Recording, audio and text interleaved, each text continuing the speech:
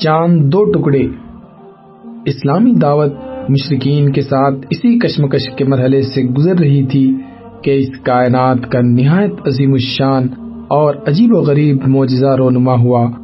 نبی صلی اللہ علیہ وسلم کے ساتھ مشرکین کے مجادلات کے جو بعض نمونے گزر چکے ہیں، ان میں یہ بات بھی موجود ہے کہ انہوں نے آپ صلی اللہ علیہ وسلم کی نبوت پر ایمان لانے کے لیے خرق عادات نشانیوں کا مطالبہ بھی کیا تھا، اور قرآن کے بیان کے مطابق انہوں نے پورا زور دے کر قسم کھائی تھی کہ اگر آپ نے ان کی طلب کردہ نشانیاں پیش کر دیں تو وہ ضرور ایمان لائیں گے، مگر اس کے باوجود ان کا یہ مطالبہ پورا نہیں کیا گیا اور ان کی طلب کردہ کوئی نشانی پیش نہیں کی گئی۔ اس کی وجہ یہ ہے کہ یہ اللہ کی سنت رہی ہے کہ جب کوئی قوم اپنے پیغمبر سے کوئی خاص نشانی طلب کرے اور دکھلائے جانے کے بعد بھی ایمان نہ لائے تو اس قوم کی مہلت ختم ہو جاتی ہے اور اسے عذاب عام سے ہلاک کر دیا جاتا ہے، چونکہ اللہ کی سنت تبدیل نہیں ہوتی، اور اسے معلوم تھا کہ اگر قریش کو ان کی طلب کردہ کوئی نشانی دکھلا بھی دی جائے تو وہ فی الحال ایمان نہیں لائیں گے، جیسا کہ اس کا ارشاد ہے، یعنی اگر ہم ان پر فرشتے اتار دیں اور مردے ان سے باتیں کریں اور ہر چیز ان کے سامنے لا کر اکٹھا کر دیں تو بھی وہ ایمان نہیں لائیں گے، سوائے اس صورت کے کہ اللہ چاہ جائے، مگر ان میں سے اکثر نادانی میں ہیں۔ اور اللہ کو یہ بھی معلوم تھا کہ اگر کوئی نشانی نہ بھی دکھلائی جائے لیکن مزید مہلت دے دی جائے تو آگے چل کر یہی لوگ کوئی نشانی دیکھے بغیر ایمان لائیں گے، اس لیے انہیں اللہ تعالیٰ نے ان کی طلب کردہ کوئی نشانی نہیں دکھلائی، اور خود نبی صلی اللہ علیہ وسلم کو بھی اختیار دیا کہ اگر آپ چاہیں تو ان کی طلب کردہ نشانی ان کو دکھلا دی جائے، لیکن پھر ایمان نہ لانے پر انہیں ساری دنیا سے سخت تر عذاب دیا جائے گا، اور چاہیں تو نشانی نہ دکھلائی جائے اور توبہ اور رحمت کا دروازہ ان کے لیے کھول دیے جائیں۔ اس پر نبی صلی اللہ علیہ وسلم نے بھی یہی آخری صورت اختیار فرمائی کہ ان کے لیے توبہ اور رحمت کا دروازہ کھول دیا جائے۔ تو یہ تھی مشرکین کو ان کی طلب کردہ نشانی نہ دکھلانے کی اصل وجہ، لیکن چونکہ مشرکین کو اس نقطے سے کوئی سروکار نہ تھا، اس لیے انہوں نے سوچا کہ نشانی طلب کرنا آپ کو خاموش اور بے بس کرنے کا بہترین ذریعہ ہے، اس سے عام لوگوں کو مطمئن بھی کیا جا سکتا ہے کہ آپ پیغمبر نہیں بلکہ سخن ساز ہیں۔ اس لیے انہوں نے فیصلہ کیا کہ چلو اگر یہ نامزد نشانی نہیں دکھلاتے تو کسی تعین کے بغیر کوئی بھی نشانی طلب کی جائے۔ چنانچہ انہوں نے سوال کیا کہ کیا کوئی بھی نشانی ایسی ہے جس سے ہم یہ جان سکیں کہ آپ واقعی اللہ کے رسول ہیں؟ اس پر آپ صلی اللہ علیہ وسلم نے اپنے پروردگار سے سوال کیا کہ انہیں کوئی نشانی دکھلا دے۔ جواب میں حضرت جبرائیل علیہ السلام تشریف لائے اور فرمایا کہ انہیں بتلا دو آج رات نشانی دکھلائی جائے گی، اور رات ہوئی تو اللہ نے چاند کو 2 ٹکڑے کر کے دکھلا دیا۔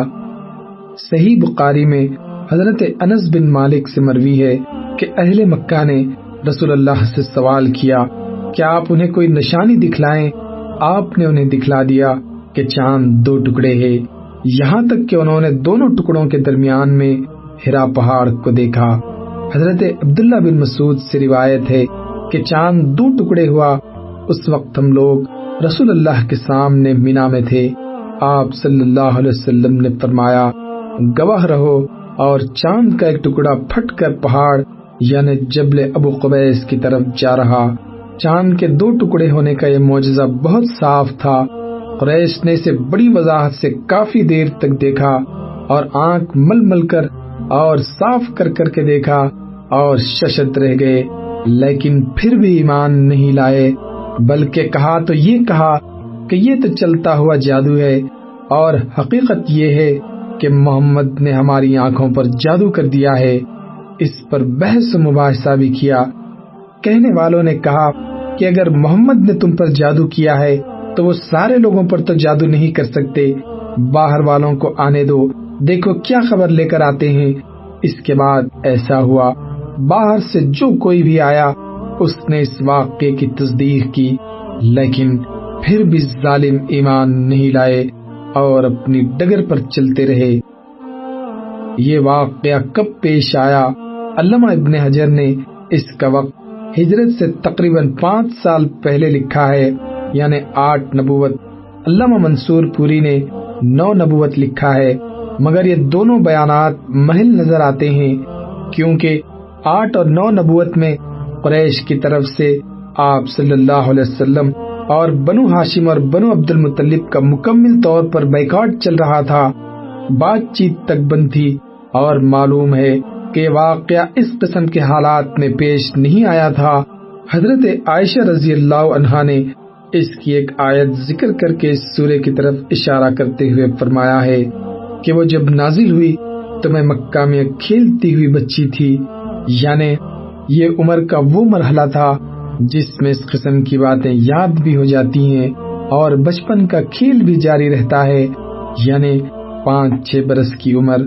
لہذا واقعی شق القمر کے لیے 10 یا 11 نبوت زیادہ قرین قیاس ہے۔ حضرت عبداللہ بن مسعود کے اس بیان سے کہ اس وقت ہم مینا میں تھے، یہ مترشح ہوتا ہے کہ یہ حج کا زمانہ تھا، یعنی قمری سال اپنے خاتمے پر تھا۔ شق القمر کی یہ نشانی شاید اس بات کی بھی تمہید رہی ہو کہ آئندہ اسراء اور معراج کا واقعہ پیش آئے تو ذہن اس کے امکان کو قبول کر سکے، واللہ عالم۔ اسراء اور معراج۔ نبی صلی اللہ علیہ وسلم کی دعوت و تبلیغ ابھی کامیابی اور ظلم و ستم کے اس درمیانی مرحلے سے گزر رہی تھی، اور افق کے دور دراز پہنائیوں میں دھندلے تاروں کی جھلک دکھائی پڑنا شروع ہو چکی تھی کہ اسراء اور معراج کا واقعہ پیش آیا۔ یہ معراج کب واقع ہوئی، اس بارے میں اہل سیر کے اقوال مختلف ہیں، جو یہ ہیں: نمبر 1، جس سال آپ کو نبوت دی گئی اسی سال معراج بھی واقع ہوئی، یہ طبری کا قول ہے۔ نمبر 2، نبوت کے 5 سال بعد معراج ہوئی، اسے امام نووی اور امام قرطبی نے راجح قرار دیا ہے۔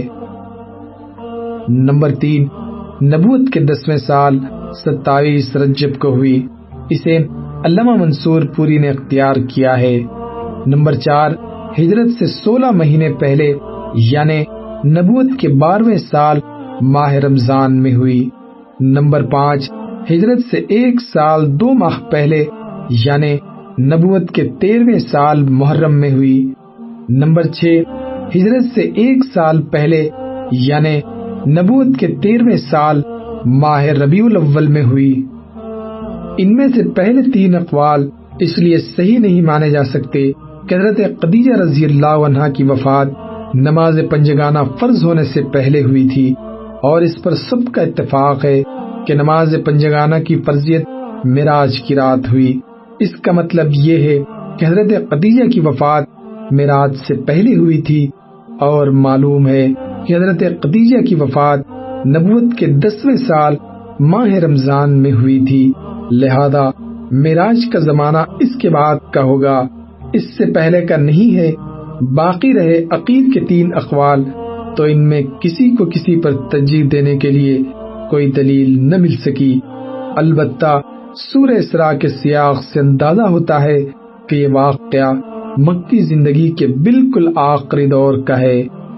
ائمہ حدیث نے اس واقعے کی جو تفصیلات روایت کی ہیں، ہم اگلی سطور میں ان کا حاصل پیش کر رہے ہیں۔ ابن قیم لکھتے ہیں کہ صحیح قول کے مطابق رسول اللہ صلی اللہ علیہ وسلم کو آپ کے جسم مبارک سمیت براق پر سوار کر کے حضرت جبرائیل علیہ السلام کی میت میں مسجد حرام سے بیت المقدس تک سیر کرائی گئی۔ پھر آپ صلی اللہ علیہ وسلم نے وہاں نزول فرمایا اور انبیاء علیہ السلام کی امامت فرماتے ہوئے نماز پڑھائی، اور براق کو مسجد کے دروازے کے حلقے سے باندھ دیا تھا۔ اس کے بعد اسی رات آپ صلی اللہ علیہ وسلم کو بیت المقدس سے آسمان دنیا تک لے جایا گیا۔ جبرائیل علیہ السلام نے دروازہ کھلوایا، آپ کے لیے دروازہ کھولا گیا۔ آپ صلی اللہ علیہ وسلم نے وہاں انسانوں کے باپ حضرت آدم علیہ السلام کو دیکھا اور انہیں سلام کیا۔ انہوں نے آپ کو مرحبا کہا، سلام کا جواب دیا اور آپ صلی اللہ علیہ وسلم کی نبوت کا اقرار کیا۔ اللہ نے آپ کو ان کے دائیں جانب سعادت مندوں کی روحیں اور بائیں جانب بدبختوں کی روحیں دکھلائیں۔ پھر آپ صلی اللہ علیہ وسلم کو دوسرے آسمان پر لے جایا گیا اور دروازہ کھلوایا گیا۔ آپ نے وہاں حضرت یحییٰ بن زکریا علیہ السلام اور حضرت عیسیٰ ابن مریم علیہ السلام کو دیکھا، دونوں سے ملاقات کی اور سلام کیا۔ دونوں نے سلام کا جواب دیا، مبارکباد دی اور آپ کی نبوت کا اقرار کیا۔ پھر تیسرے آسمان پر لے جایا گیا۔ آپ صلی اللہ علیہ وسلم نے وہاں حضرت یوسف علیہ السلام کو دیکھا اور سلام کیا۔ انہوں نے جواب دیا، مبارکباد دی اور آپ کی نبوت کا اقرار کیا۔ پھر چوتھے آسمان پر لے جایا گیا۔ وہاں آپ نے حضرت ادریس علیہ السلام کو دیکھا اور انہیں سلام کیا۔ انہوں نے جواب دیا، مرحبا کہا اور آپ کی نبوت کا اقرار کیا۔ پھر پانچویں آسمان پر لے جایا گیا۔ وہاں آپ نے حضرت ہارون بن عمران علیہ السلام کو دیکھا اور انہیں سلام کیا۔ انہوں نے جواب دیا، مبارکباد دی اور اقرار نبوت کیا۔ پھر آپ صلی اللہ علیہ وسلم کو چھٹے آسمان پر لے جایا گیا۔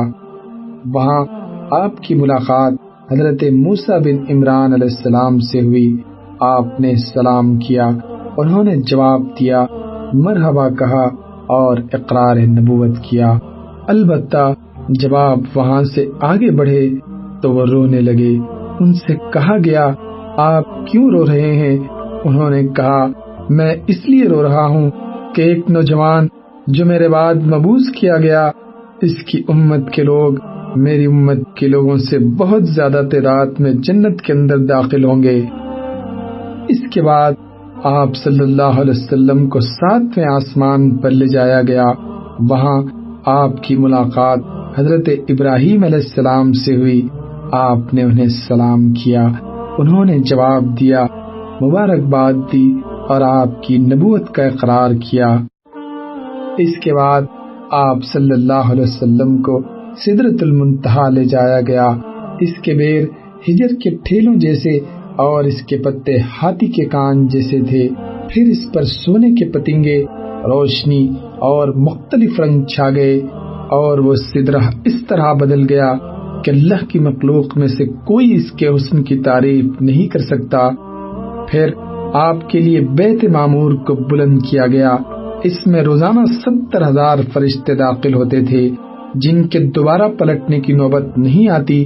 اس کے بعد آپ صلی اللہ علیہ وسلم کو جنت میں داخل کیا گیا۔ اس میں موتی کے گنبد تھے اور اس کی مٹی مشک تھی۔ اس کے بعد آپ کو مزید اوپر لے جایا گیا، یہاں تک کہ آپ ایک ایسی برابر جگہ نمودار ہوئے جہاں قلموں کی چرچراہٹ سنی جا رہی تھی۔ پھر اللہ جبار جل جلالہ کے دربار میں پہنچایا گیا اور آپ اللہ کے اتنے قریب ہوئے کہ 2 کمان کے برابر یا اس سے بھی کم فاصلہ رہ گیا۔ اس وقت اللہ نے اپنے بندے پر وحی فرمائی، جو کچھ کی وحی فرمائی اور 50 وقت کی نمازیں فرض کی۔ اس کے بعد آپ صلی اللہ علیہ وسلم واپس ہوئے، یہاں تک کہ حضرت موسیٰ علیہ السلام کے پاس سے گزرے تو انہوں نے پوچھا کہ اللہ نے آپ کو کس چیز کا حکم دیا ہے؟ آپ نے فرمایا 50 نمازوں کا۔ انہوں نے کہا، آپ کی امت اس کی طاقت نہیں رکھتی، اپنے پروردگار کے پاس واپس جائیے اور اپنی امت کے لیے تخفیف کا سوال کیجیے۔ آپ نے حضرت جبرائیل علیہ السلام کی طرف دیکھا، گویا ان سے مشورہ لے رہے ہیں۔ انہوں نے اشارہ کیا کہ ہاں، اگر آپ صلی اللہ علیہ وسلم چاہیں۔ اس کے بعد حضرت جبرائیل علیہ السلام آپ کو جبار تبارک و تعالیٰ کے حضور لے گئے اور وہ اپنی جگہ تھا۔ بعض طرق میں صحیح بخاری کا لفظ یہی ہے، اس نے 10 نمازیں کم کر دی اور آپ صلی اللہ علیہ وسلم نیچے لائے گئے۔ جب موسیٰ علیہ السلام کے پاس سے گزر ہوا تو انہیں قبر دی۔ انہوں نے کہا، آپ اپنے رب کے پاس واپس جائیے اور تخفیف کا سوال کیجیے۔ اس طرح حضرت موسیٰ علیہ السلام اور اللہ عز و جل کے درمیان آپ صلی اللہ علیہ وسلم کی آمد و رفت برابر جاری رہی، یہاں تک کہ اللہ عز و جل نے صرف 5 نمازیں باقی رکھی۔ اس کے بعد بھی موسیٰ علیہ السلام نے آپ صلی اللہ علیہ وسلم کو واپسی اور طلب تخفیف کا مشورہ دیا، مگر آپ صلی اللہ علیہ وسلم نے فرمایا، اب مجھے اپنے رب سے شرم محسوس ہو رہی ہے، میں اسی پر راضی ہوں اور سر تسلیم کم کرتا ہوں۔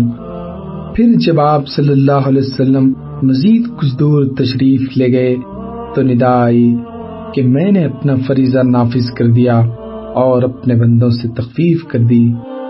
اس کے بعد ابن قیم نے اس بارے میں اختلاف ذکر کیا ہے کہ نبی صلی اللہ علیہ وسلم نے اپنے رب تبارک و تعالیٰ کو دیکھا یا نہیں۔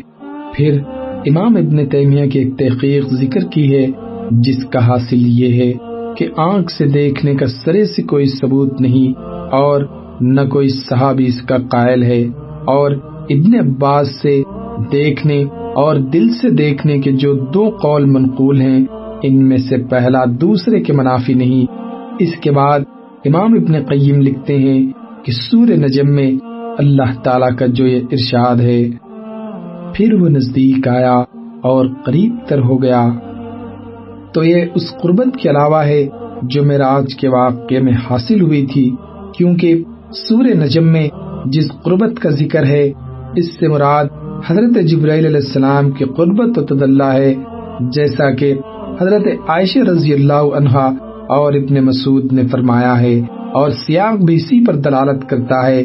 اس کے برخلاف حدیث معراج میں جس قربت و تدلی کا ذکر ہے اس کے بارے میں صراحت ہے کہ یہ رب تبارک و تعالیٰ سے قربت و تدلی تھی، اور سورہ نجم میں اس کو سرے سے چھیڑا ہی نہیں گیا ہے، بلکہ اس میں یہ کہا گیا ہے کہ آپ نے انہیں دوسری بار سدرۃ المنتہا کے پاس دیکھا اور یہ حضرت جبرائیل علیہ السلام تھے۔ انہیں محمد صلی اللہ علیہ وسلم نے ان کی اپنی شکل میں 2 مرتبہ دیکھا تھا، ایک مرتبہ زمین پر اور دوسری مرتبہ سدرۃ المنتہا کے پاس، واللہ عالم۔ بعض طرق میں آیا ہے کہ اس دفعہ بھی نبی صلی اللہ علیہ وسلم کے ساتھ شق صدر، سینہ چاک کیے جانے کا واقعہ پیش آیا اور آپ کو اس سفر کے دوران کئی چیزیں دکھلائی گئیں۔ آپ صلی اللہ علیہ وسلم پر دودھ اور شراب پیش کی گئی، آپ نے دودھ اختیار فرمایا، اس پر آپ سے کہا گیا کہ آپ کو فطرت کی راہ بتائی گئی یا آپ نے فطرت پالی، اور یاد رکھیے کہ اگر آپ نے شراب لی ہوتی تو آپ کی امت گمراہ ہو جاتی۔ آپ نے جنت میں 4 نہریں دیکھی، 2 ظاہری اور 2 باطنی۔ ظاہری نہریں نیل و فرات تھیں، یعنی ان کا عنصر تھا، اور باطنی 2 نہریں جنت کی 2 نہریں ہیں۔ نیل و فرات دیکھنے کا مطلب غالباً یہ ہے کہ آپ کی رسالت نیل و فرات کی شاداب وادیوں کو اپنا وطن بنائے گی، واللہ عالم۔ آپ صلی اللہ علیہ وسلم نے مالک داروغائے جہنم کو بھی دیکھا، وہ ہنستا نہ تھا اور نہ اس کے چہرے پر خوشی اور بشاشت تھی۔ آپ نے جنت و جہنم بھی دیکھی۔ آپ صلی اللہ علیہ وسلم نے ان لوگوں کو بھی دیکھا جو یتیموں کا مال ظالماً کھا جاتے ہیں، ان کے ہونٹ اونٹ کے ہونٹوں کی طرح تھے اور وہ اپنے منہ میں پتھر کے ٹکڑوں جیسے انگارے ٹھونس رہے تھے جو دوسری جانب ان کے پاخانے کے راستے نکل رہے تھے۔ آپ صلی اللہ علیہ وسلم نے سود خوروں کو بھی دیکھا، ان کے پیٹ اتنے بڑے بڑے تھے کہ وہ اپنی جگہ سے ادھر ادھر نہیں ہو سکتے تھے، اور جب آل فرعون کو آگ پر پیش کرنے کے لیے لے جایا جاتا تو ان کے پاس سے گزرتے وقت انہیں روندتے ہوئے جاتے تھے۔ آپ صلی اللہ علیہ وسلم نے زناکاروں کو بھی دیکھا، ان کے سامنے تازہ اور فربا گوشت تھا اور اسی کے پہلو بپہلو سڑا ہوا چھچڑا بھی تھا۔ یہ لوگ تازہ اور فربا گوشت چھوڑ کر سڑا ہوا چھچڑا کھا رہے تھے۔ آپ صلی اللہ علیہ وسلم نے ان عورتوں کو دیکھا جو اپنے شوہروں پر دوسروں کی اولاد داخل کر دیتی ہیں، یعنی دوسروں سے زنا کے ذریعے حاملہ ہوتی ہیں، لیکن لا علمی کی وجہ سے بچہ ان کے شوہر کا سمجھا جاتا ہے۔ آپ نے انہیں دیکھا کہ ان کے سینوں میں بڑے بڑے ٹیڑے کانٹے چبا کر انہیں آسمان و زمین کے درمیان لٹکا دیا گیا ہے۔ آپ صلی اللہ علیہ وسلم نے آتے جاتے ہوئے اہل مکہ کا ایک قافلہ بھی دیکھا اور انہیں ان کا ایک اونٹ بھی بتایا گیا جو بھڑک کر بھاگ گیا۔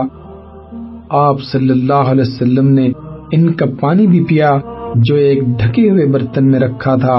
اس وقت قافلہ سو رہا تھا اور اسی طرح برتن ڈھک کر چھوڑ دیا، اور یہ بات معراج کی صبح آپ کے دعوے کی صداقت کی ایک دلیل ثابت ہوئی۔ علامہ ابن قیم فرماتے ہیں کہ جب رسول اللہ صلی اللہ علیہ وسلم نے صبح کی اور اپنی قوم کو ان بڑی بڑی نشانیوں کی خبر دی جو اللہ عز و جل نے آپ کو دکھلائی تھی، تو قوم کی تکذیب اور اذیت و ضرر رسانی میں شدت آ گئی۔ انہوں نے آپ سے سوال کیا کہ بیت المقدس کی کیفیت بیان کریں۔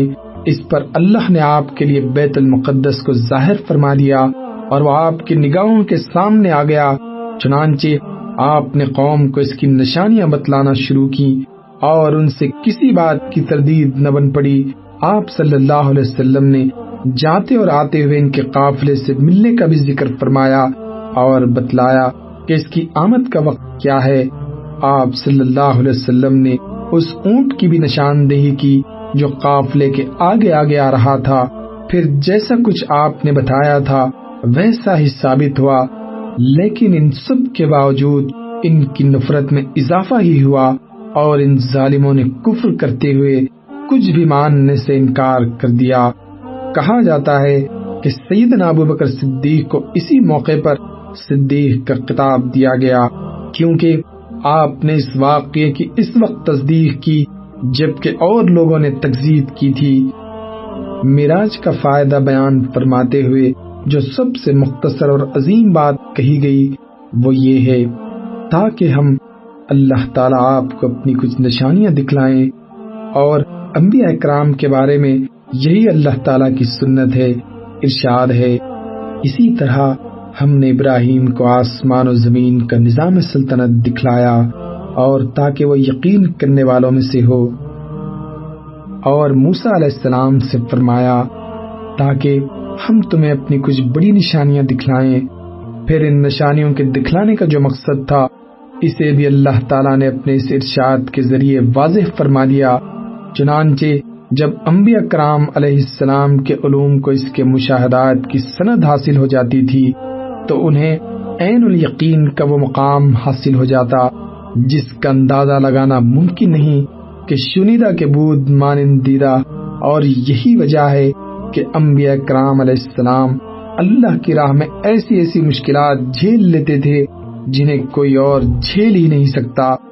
در حقیقت ان کی نگاہوں میں دنیا کی ساری قوتیں مل کر بھی مچھر کے پر کے برابر حیثیت نہیں رکھتی، اسی لیے وہ ان قوتوں کی طرف سے ہونے والی سختیوں اور ایذا رسانیوں کی کوئی پرواہ نہیں کرتے۔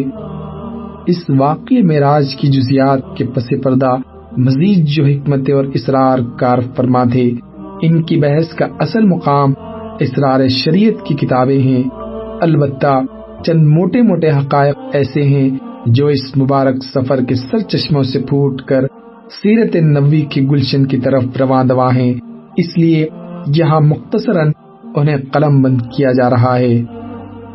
آپ دیکھیں گے کہ اللہ تعالیٰ نے سورہ اسراء میں اسراء کا واقعہ صرف ایک آیت میں ذکر کر کے کلام کا رخ یہود کی سیاہ کاریوں اور جرائم کے بیان کی جانب موڑ دیا، پھر انہیں آگاہ کیا کہ یہ قرآن اس راہ کی ہدایت دیتا ہے جو سب سے سیدھی اور صحیح راہ ہے۔ قرآن پڑھنے والے کو بسا اوقات شبہ ہوتا ہے کہ دونوں باتیں بے جوڑ ہیں، لیکن در حقیقت ایسا نہیں ہے، بلکہ اللہ تعالیٰ اس اسلوب کے ذریعے یہ اشارہ فرما رہا ہے کہ اب یہود کو نوع انسانی کی قیادت سے معزول کیا جانے والا ہے، کیونکہ انہوں نے ایسے ایسے جرائم کا ارتکاب کیا ہے جن سے ملوث ہونے کے بعد انہیں اس منصب پر باقی نہیں رکھا جا سکتا، لہذا اب یہ منصب رسول اللہ صلی اللہ علیہ وسلم کو سونپا جائے گا اور دعوت ابراہیمی کے دونوں مراکز ان کے ماتحت کر دیے جائیں گے۔ بلفظ دیگر اب وقت آ گیا ہے کہ روحانی قیادت ایک امت سے دوسری امت کو منتقل کر دی جائے، یعنی ایک ایسی امت سے جس کی تاریخ غدر و خیانت اور ظلم و بدکاری سے بھری ہوئی ہے، یہ قیادت چھین کر ایک ایسی امت کے حوالے کر دی جائے جس سے نیکیوں اور بھلائیوں کے چشمے پھوٹیں گے، اور جس کا پیغمبر سب سے زیادہ درست راہ بتانے والے قرآن کی وحی سے بہراور ہے۔ لیکن یہ قیادت منتقل کیسے ہو سکتی ہے جبکہ اس امت کا رسول مکے کے پہاڑوں میں لوگوں کے درمیان ٹھوکریں کھاتا پھر رہا ہے؟ اس وقت یہ ایک سوال تھا جو ایک دوسری حقیقت سے پردہ اٹھا رہا تھا، اور وہ حقیقت یہ تھی کہ اسلامی دعوت کا ایک دور اپنے خاتمے اور اپنی تکمیل کے قریب آ لگا ہے، اور اب دوسرا دور شروع ہونے والا ہے جس کا دھارا پہلے سے مختلف ہوگا۔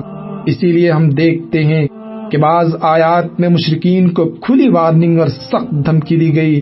ارشاد ہے، اور جب ہم کسی بستی کو تباہ کرنا چاہتے ہیں تو وہاں کے اصحاب ثروت کو حکم دیتے ہیں، مگر وہ کھلی خلاف ورزی کرتے ہیں، پس اس بستی پر تباہی کا قول برحق ہو جاتا ہے اور ہم اسے کچل کر رکھ دیتے ہیں۔ اور ہم نے نوح کے بعد کتنی ہی قوموں کو تباہ کر دیا، اور تمہارا رب اپنے بندوں کے جرائم کی خبر رکھنے اور دیکھنے کے لیے کافی ہے۔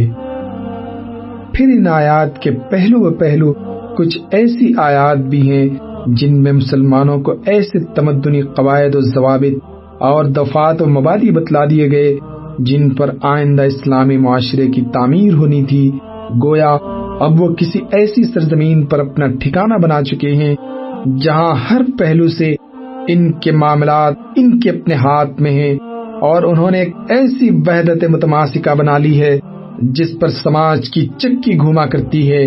لہذا ان آیات میں اشارہ ہے کہ رسول اللہ صلی اللہ علیہ وسلم عنقریب ایسی جائے پناہ اور امن گاہ پالیں گے جہاں آپ کے دین کو استقرار نصیب ہوگا۔ یہ اسراء و معراج کے بابرکت واقعے کی تہ میں پوشیدہ حکمتوں اور رازہائے سربستہ میں سے ایک ایسا راز اور ایک ایسی حکمت ہے جس کا ہمارے موضوع سے براہ راست تعلق ہے، اسی لیے ہم نے مناسب سمجھا کہ اسے بیان کر دیں۔ اسی طرح کی دو بڑی حکمتوں پر نظر ڈالنے کے بعد ہم نے یہ رائے قائم کی ہے کہ اسراء کا واقعہ یا تو بیت عقبہ اولا سے کچھ ہی پہلے کا ہے یا عقبہ کی دونوں بیتوں کے درمیان کا ہے، واللہ عالم۔ اللہ اکبر۔